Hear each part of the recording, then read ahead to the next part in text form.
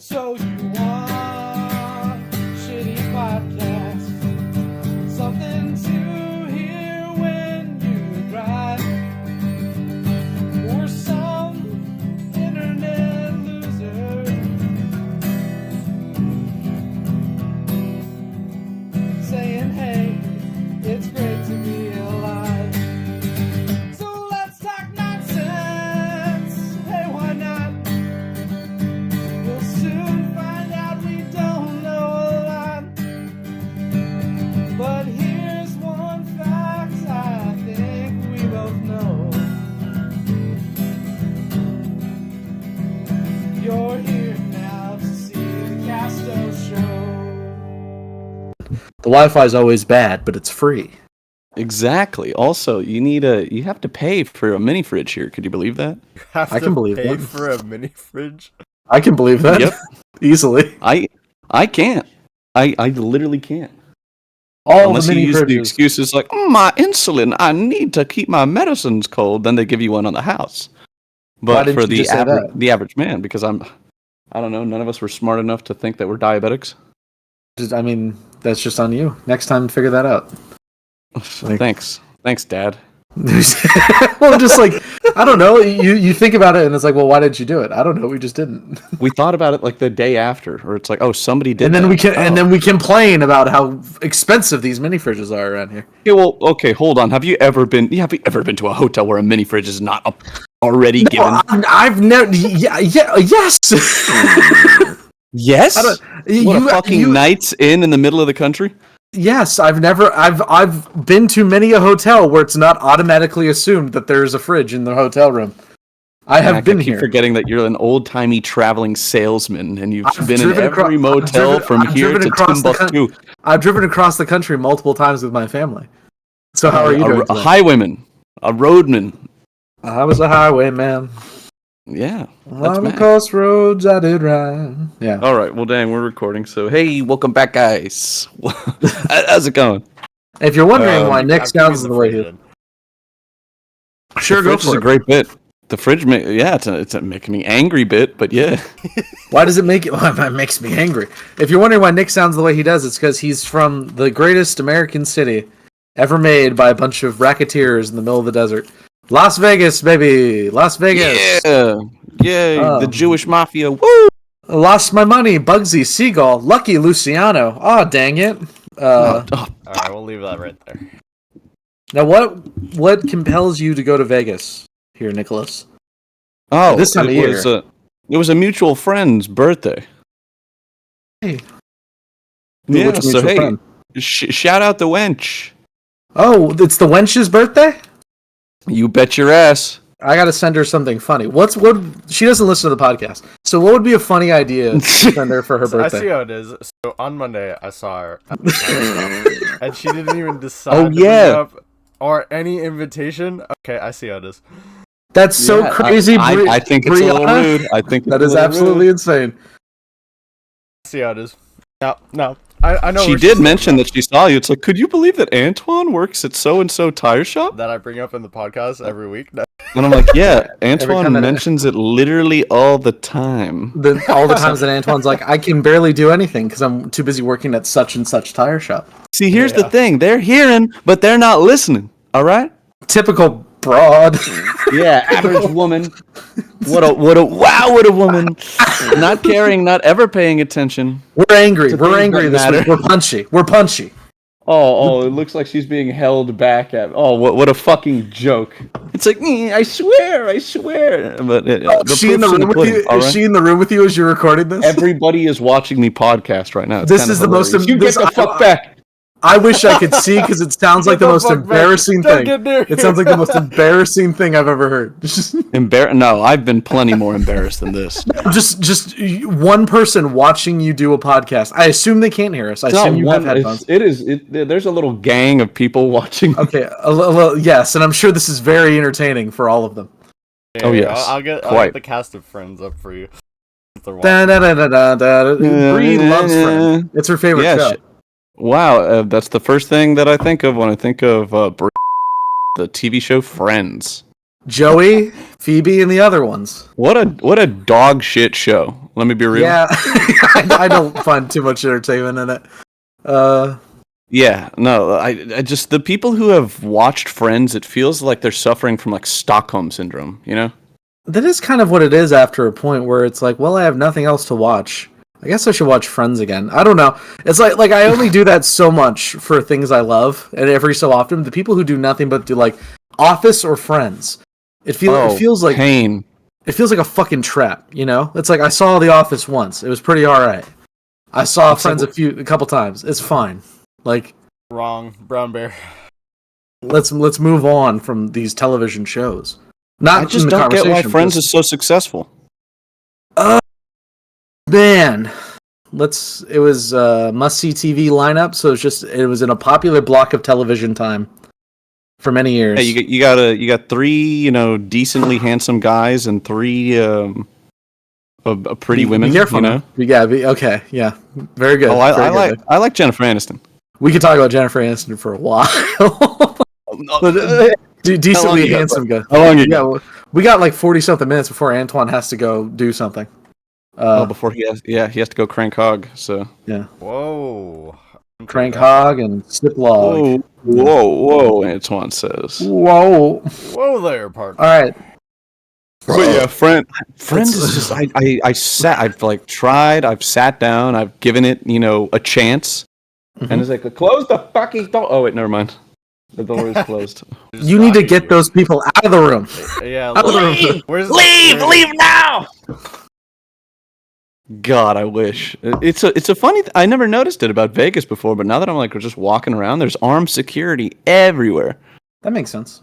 Yeah. Yeah. I've seen Ocean's 11 once. People in Disneyland that are just dressed up as like normal people, but they're security. They're everywhere. They're fucking Disney feds. They have air marshals in the Disney. Yes. Oh my god. Yeah. Imagine a fed wearing like Mickey Mouse ears, having a Glock under his sweatpants. It's insane. Yeah. No, I've seen them in action before. All right. Hey, first story time of the day. Mickey Mouse is alleged to killed if so driven. License to kill because Walt owns that land. It's actually a sovereign nation. But listen, it was way back in the day. I was a young man, and my friends were all young, and they were stupid. I wasn't that stupid. But I headed to Disneyland for just for a day. It was back when like a pass was affordable, and you could just go there and fuck around. It's what teenagers did. Yeah. The golden age. But it was my friend who's a little bit of a stoner, right? Oh, brother. Oh yeah, you already know where this is going. All right. He used to call it Disneyland because he would go and get brutally high and just walk around the park and have a great time, right? And they would allow that. No, they wouldn't allow that. They really try not to allow that.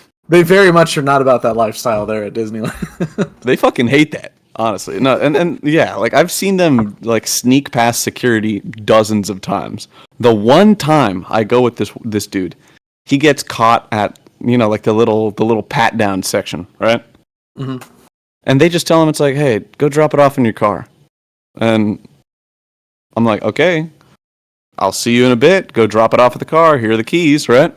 Uh-huh. And he comes back in less than 5 minutes. Now, to put it in context, where we parked was like a 20-minute walk. If anyone has ever parked in a Disneyland, you take a tram, and that itself is 5 minutes. To get to the parking lot. That was back in the day when we were extra super cool, and we parked in like the neighborhoods next to downtown Disney. Oh my gosh, look at this. So we didn't even pay for parking. It was so good. But just the fact that he came back in 5 minutes, I'm like, he didn't run almost a mile in 2.5 minutes each, Mm-hmm. So, I was suspicious. Immediately, the guard was suspicious, right? Yeah. And then it's like, oh, you're good now? They let him in, and then it was like watching a fucking like mob hit take place. Where I'm like sitting on the bench, I'm like, come here, hi. And in slow-mo, I see Disney feds just descend on him like the dew fall. And there's nothing I could have done. Ricky! Oh, my friend! Help him! And, he got banned for Disney for like a year off of that. So I have a similar story, with a bigger success rate. Oh, wow. I feel comfortable telling the story because I know for a fact none of my family listens to this podcast. There was one time cousins. Scott Souls is gonna tune in. I swear. No. Yes. So it's the one time family wasn't, not the one time, but like a family was in town from out of state, and we were going to go to Disneyland, and it was a lot of me. It's me, my sister, and a lot of our cousins, and my cousin's friend. And we get out, and I don't know how old I was at the time. I don't think I was in high school, or maybe I was like just in high school.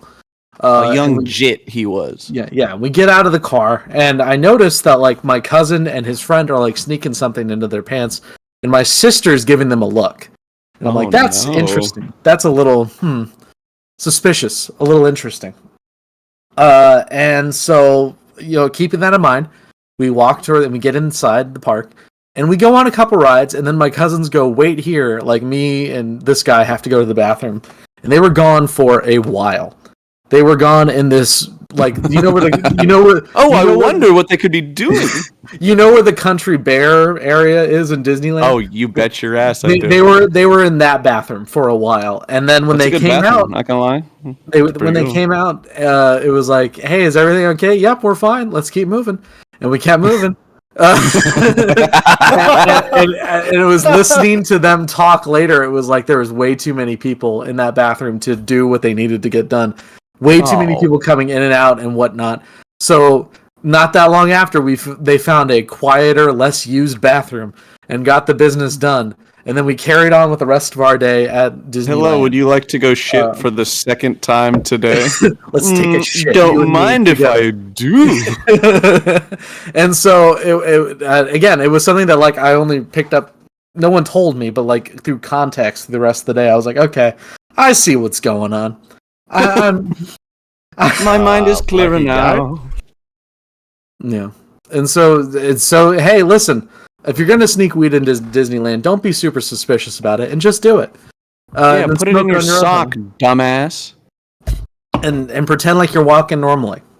And and trust me, there's places where you can smoke in Disneyland. You know what I'm saying? Remember back in the day, there used to be like a designated smoking area. There was, yeah, and then Disney is like, hey, wait a minute. Yeah, all the big tobacco funding got pulled, and it's like, no more. They used to have the Marlboro Man walking around. It was crazy. Yeah. Imagine Goofy right next to a large anthropomorphic cigarette. It would be Goofy and Joe the Camel next to one another. Oh, yeah, Camel Crush Menthol. my favorite. The gum of cigarettes. My favorite buddy. Yeah. Oh my god. Listen. For context, I don't smoke cigarettes, right? Yes. Yeah. But when in Rome, when outside of the great state of California, you have to buy menthols. Because they don't sell them. They don't sell them. Because, you just can't find them over there. Gavin, you bastard. Yeah, so all my friends who do smoke, I'm going to be handing out Lucy's, like the Arab on the side of the street, all right? I'm going to be that guy. Hold on the corner from the Arabs, yeah. All right, there's two things on the docket this week. I got a little bit of a docket too, so why don't you give it a spin first? There's two, well, one of them I'm sure is also on your docket. A couple weeks ago, we promised you'd be watching a show. Yes! And in the course of this second item on the docket. You have informed me that you have finished the show. So let her loose, Captain. Yes, ladies and gentlemen, I finally got around. I got to it. I finished Midnight Mass on Netflix. A Lenten Catholic program. You bet your ass it is. It's wow so Catholic, wow so apostolic. It was very good. Yeah, okay. By the way, little sidebar before I begin. Long-time listener, first-time caller of the channel, Kenny, sent me a gigantic paragraphs of things that we could do better. So I'm going to explain that Midnight Mass is a television show on Netflix, and this is what I'm talking about before I begin discussing Midnight Mass. Thank you, Kenneth, as always. Now that we've established I'm discussing television shows, Type it How into. did you You get- have a fucking computer in your pocket. Type it into your phone. Exactly. Yeah, Like, come on. Oh, Midnight Mass, Netflix, and then his criticism was like, I don't know what the fuck Midnight Mass is. You guys just started talking about it, and I'm like, but honestly, thank you, Kenny. The rest of the criticism was valid and correct. There's I just love being oh my goodness, there he is. Yes, okay, so spoiler alert for Midnight Mass. As we talked about it before, charismatic Catholic priest comes into a small, tiny, fictional town, an island town in the Pacific Northwest for some reason, right? And he turns out to be a young version of himself after drinking the blood of that fucking vampiric demon right there. Yes. Yeah, and then like it turns into straight up like zombie town, where it's like, okay, great, he infected the whole town with vampire blood, and they turn to zombies, and like half of the town is fighting against these zombie people who are also really Catholic. Now, to be fair, it's not zombies. They're like vampire people that also thirst for total blood and vamps. whatnot. But yes, yeah, as far as everything else is correct. Like, and it ends pretty dang cool. Everybody just kind of dies and gets burnt, except for like 2 kids. yeah, it's okay. Listen, it's a horror show. Anything Mike Flanagan makes is like a horror thing. You have to sell it as that. But it's really, yeah.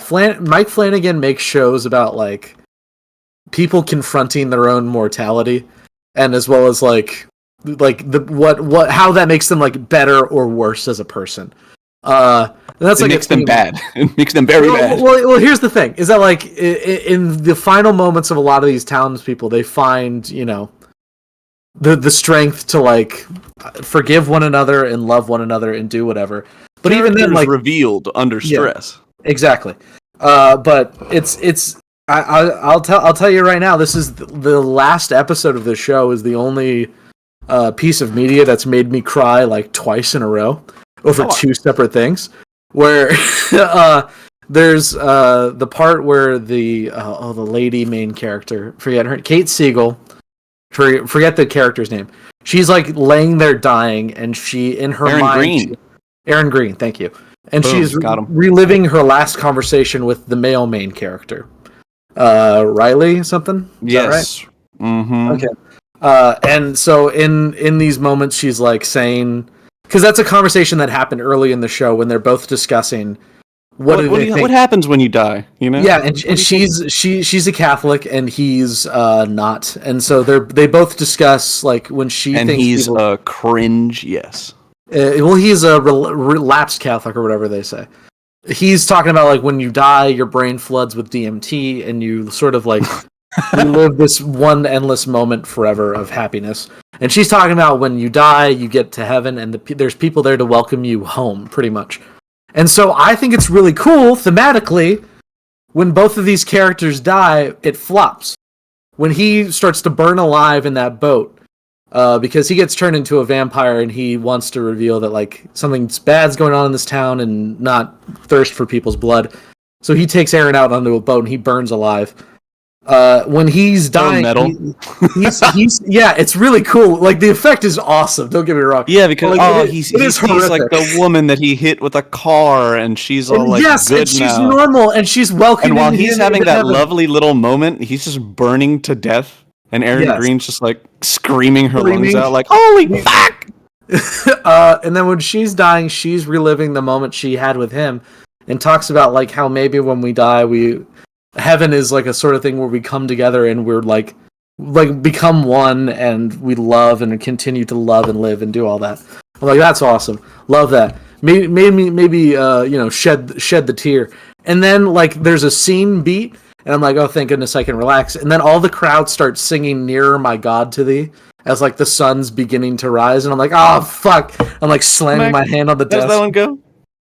Nearer, my God, to Thee. Oh god, that's good. And the whole town is singing it, and like the sheriff and his son are like doing their morning prayers, and the bitch, Alhamdulillah. and the bitch is like trying to bury her head in the sand because she wants to live forever. Bev Keane, that absolute Bev bitch. Keane, yes. Yes, Church Karen actress, got what was coming to her. That actress, Samantha, whatever, you're fucking fantastic at your job. Oh, she was Love phenomenal. Yeah. Making a character, or like portraying a character that elicits such negative emotions and feelings is masterclass.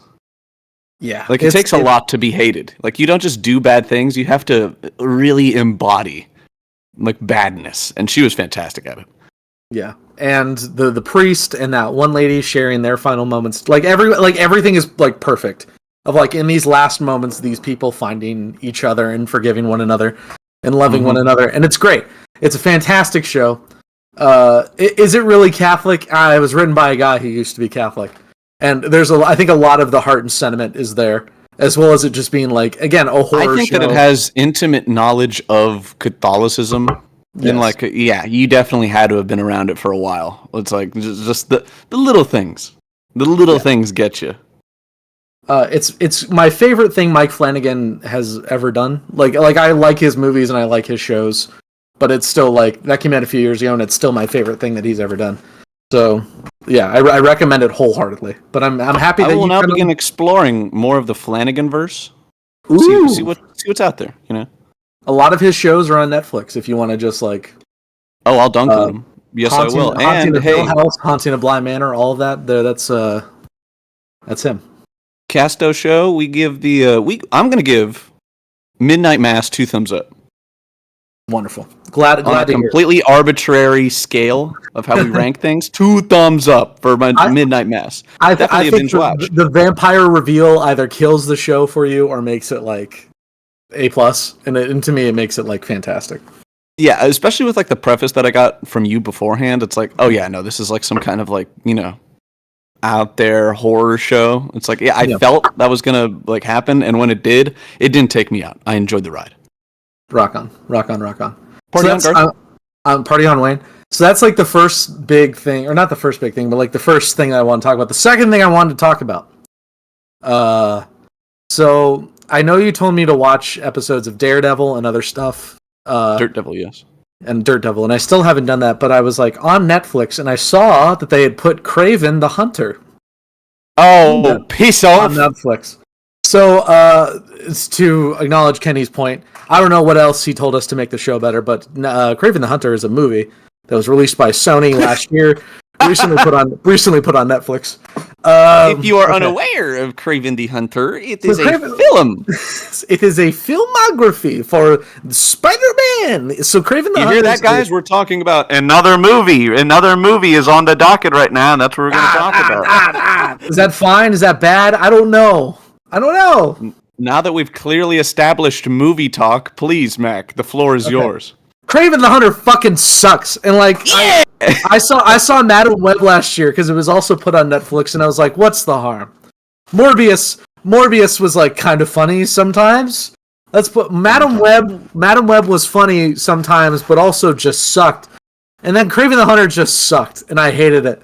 And it was like 2 hours and 20 minutes. And it could have, Nick, we've talked about this. It could have been like, it could have been 50 minutes shorter.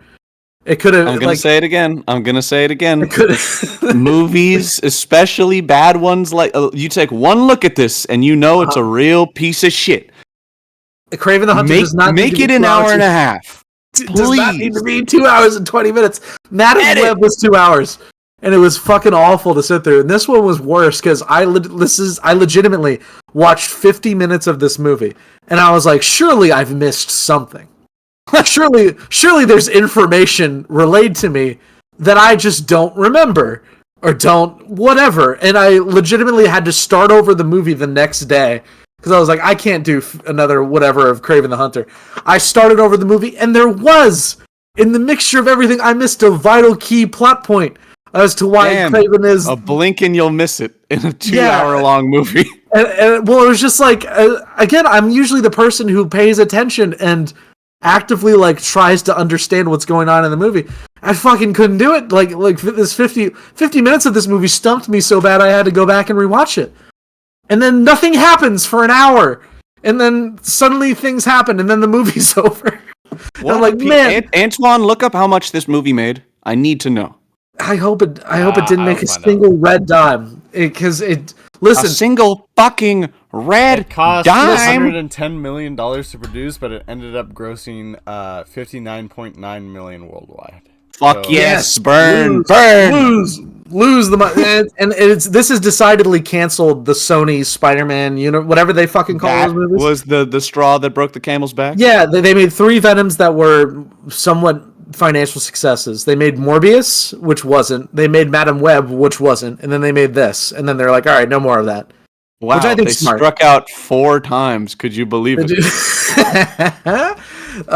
It's just I don't like in terms of ranking. Morbius is still at the top because it's like at the end of the day, Morbius is a goofy movie that shouldn't have been made.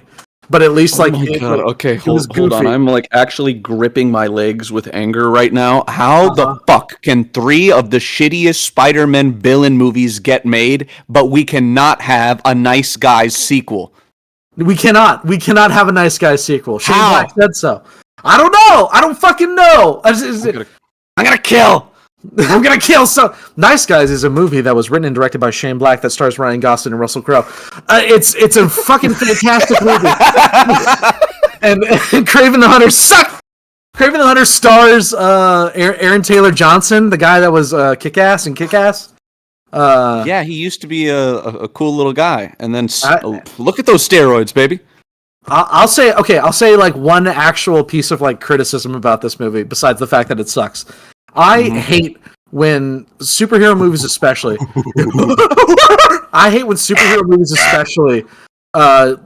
like foreshadow things in a way that no one would talk. No one talks like this. When Kraven the Hunter's brother is singing at the bar, and we know that he can do anyone's voice in the world. Like he's really good. He chooses to do the Chinese guy from Rush Hour 2 singing karaoke. Yeah. Ooh. So okay, I like this bit. I like this bit. Let me finish the point, and we can come back to it. We can circle back around. No, it's fine. When he's like doing like different people's voice, like Tony Bennett and Harry Styles and Ozzy Osbourne, like singing their songs at this bar. When Kraven's dad is like, "Yes, my boy, he can imitate anyone. He is like chameleon," and then he looks at camera and he like does a little head wag of like, huh? He looks like chameleon. Oh, Russell, how far you fallen. And I'm like, fucking Christ. Because at the end of the movie, he turns out to be the chameleon. And they only say it 3 other times where he's like, he can adapt to any situation like chameleon. And like a chameleon. And I'm like fucking slamming my leg of like, I will need a gun. I need a gun. Like, it's just kill. It's not so bad. I'm sure that if I watched it again, I'd find some enjoyment out of like certain line reads that I didn't before. Sony Pictures is money laundering, all right? I'm screaming it at the top of my lungs. Sony Pictures is laundering money. It's not a Kraven. It's like because Kraven's a hunter. He's a big game hunter who goes out and kills things for the sport. This Kraven loves animals. Bullshit. And he protects animals from poachers. Are you fucking kidding me? You are directly going against the message right here. What if Spider-Man was all about fuck responsibility? Evil Spider-Man be like, fuck responsibility. Do what you want. Like the whole fun thing about Kraven is like, yes, I usually kill rhinos, but now I'm hunting a Spider-Man in New York. Yes, he's a crazy asshole who hunts spiders. Like, that's his whole character. And when you take that out of it, it was just like, I hunt poachers. And now he's just animals. Tarzan. And I have a list. Right? Yes, it's just, you could have made this a Tarzan movie. And I mean this legitimately. You could have made it a Tarzan movie and changed very little. And it would have been whatever. Like, it would have been a shitty Tarzan movie. But instead, it's a shitty Kraven movie. Let me guess, he also kills people just, like, really indiscriminately? There's that kind of, like, what do you call that, ludo-narrative dissonance going on in there? He has a list. This is a hero? He has a list. He has a list, Nicholas. And if you're on that list, you're a bad man, and you don't get off that list. Kraven the Hunter wearing a sash in the middle of Monday Night Raw. Yeah! The Spider-Man who swings around New York City. I hate Spider-Man. You just made a list. He stinks, and I don't like him. That's my favorite line from Spider-Man 1. When Jeez, yeah. okay, Kraven well, the Hunter, I bad think movie. anybody with any kind of would informed prejudice at all could take one look at Kraven and just tell right off the bat, wow, what a piece of shit movie. I'm very happy we didn't see it when I came out to visit in December because it would have been like Wrath of Man, where I've been making eyes at you like, can we walk out? Like, at I what had a point? fun time. Like, I like going and hating movies, though. It's kind of a vibe. Sure. I just at a certain point, if I can't even like think of jokes to make fun of it, I'm like, oh man, I gotta sit here for like another hour. Like, God damn. No, then we just stand up in the middle of the movie theater and start, like clowning around. Yeah. We start becoming Kraven ourselves. Yeah, I point at I point at the screen anytime like a joke falls flat and just go like, Yeah. I wheeze really loudly. I do my cough. Oh my god, that's a patented Nick move. If it's like a live show or even a movie, if there's an awkward pause, I'll just give a big fat cough, like a dry heaving cough in the middle of it. Just like a. God. All right. My God. Okay? You're actually dying. Ugh. It's so dry in this desert, dude. It's insane. I will give Kraven one thing of praise. There was one shot where Kraven leaps through a window and falls down to the street, and it was done in like basically one take, and it looked like a Bourne movie. And it was good. But everything else about it is specifically that garbage. Bourne scene when he's jumping from like one balcony to the other in the third one. Yeah. Okay, that's pretty tight. And that's it. So on your arbitrary scale. Oh, There's wow! Holy shit, Antwan! Antwan, I am at my job. you're amazing at your Antwan, job. producer of the year. I want everybody to say it. Everybody, right now, out loud, say Antwan In is your- the in your producer car. of the year. Of the year. That was Jesus, All right. that was scary. That was scary on our end. Like, At first, that sounded like the twins from The Shining. But wasn't Come that in. great? That was great. Would come and play with was us, great. Danny. Thank you, live studio audience. All right, shut up. Wonderful. you stink. Okay. We're in the podcast here. Thank you. Again, you have headphones on, right? So they can't hear us. No, they can't hear what you're saying. God bless. God bless. No, okay, actually, Mac's talking, so do yourself a favor. Thank you. Okay, I got him to shut up. All right. There is something that I did want to bring up, just because I don't know how I stumbled upon it, but it was like a few nights earlier this week. It might have been because of Midnight Mass, the Netflix show Midnight Mass by O'Flanagan or whatever. Mike O'Flanagan, written and directed by Michael Flanagan. Yes, that's who we were talking about earlier, a TV show called Midnight Mass. At the end, when they're singing that song, I was just like, oh man, I kind of forgot how sick and tight a lot of like hymns are in church. So I went on Spotify, the great Spotify. Wow, such a good streaming service. And I found a playlist that's called, I mustn't mince words, I'll look it up right now.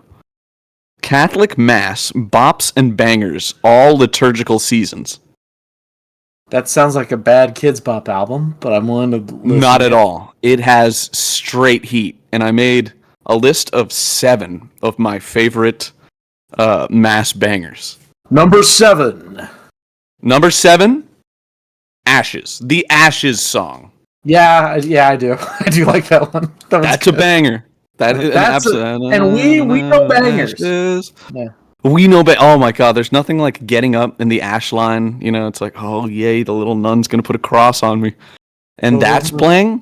They haven't played it at like any church I went to in like the last couple of years, and it's making me sad. So when I saw like the Ashes song on that Spotify playlist, good. Yeah. Yes. Right. Number 6. The Hail Holy Queen song. Well, we know this. Yes. Yeah. We've seen. Everyone here has seen classic. Sister Act. we once again mentioned. God damn it! We mentioned Sister Act before. Yes, that's what I'm saying. We know Sister Act. Listen, And I'm once again going to say I don't know Sister Act. Well. Sucks Well, to you suck. guys know how it sounds. Hail, Holy Queen enthroned above. Marie. Oh my God, they're Holy singing shit! behind me. It's I'm never terrifying. doing that again. I'm never doing that again with a live studio audience. Okay. That is the second number time 5. Number 5. I have shepherd me, oh God. Oh, beyond my fall, beyond my. Beyond. You're right. Another banger. Another banger.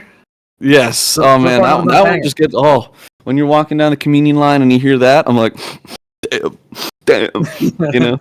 My favorite part of that song is like the harmony that comes in where it's like shepherd me, oh shepherd me beyond my faults. Yeah, fantastic. What do you call that? What do you call that in music? It's a harmony. It's almost like a round where it's like it's a delayed verse. Yeah, Like I believe I'd take your word for it on that word. It was round. All right, and number 4 we have Number 4. Christ be our light. Oh, that's yeah. Okay, I'm not sure if I would put it at number 4. I wouldn't put it this high. But You want to put that high? I wouldn't put it that high, but it is a banger. I do agree with you. Well, we got 3 left. Top 3. No, listen. We can disagree about a lot of things. It's one of the things I like about you. I like that one. Ooh. Yes, I love butting heads with my friend. I've played all of these songs in mass when I was doing choir stuff. And You were a real Matt Park at a moment, weren't you? I was a real Matt Park. I played guitar and I sang. God, I want everybody to imagine.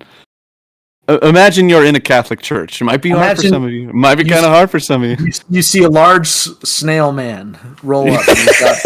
And he's got a guitar that he breaks out of the case, and you're like, "What the fuck?" He's tucked away in the corner, and he's making the most sweet and dulcet sounds your ears have ever heard. And he's also making slime noises, but he can't help it.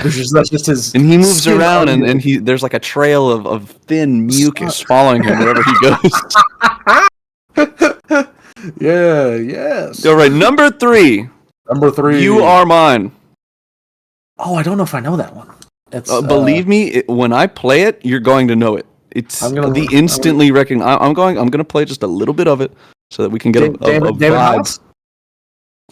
House? Yes, I do know this one, and I agree with you. I do like it very much. Good. Good. All right, give me a little bit of a taste of it, real quick, just real quick. Oh goodness! I'm waiting for this. This advertisement's taking so long for CVS Pharmacy. Son of a bitch!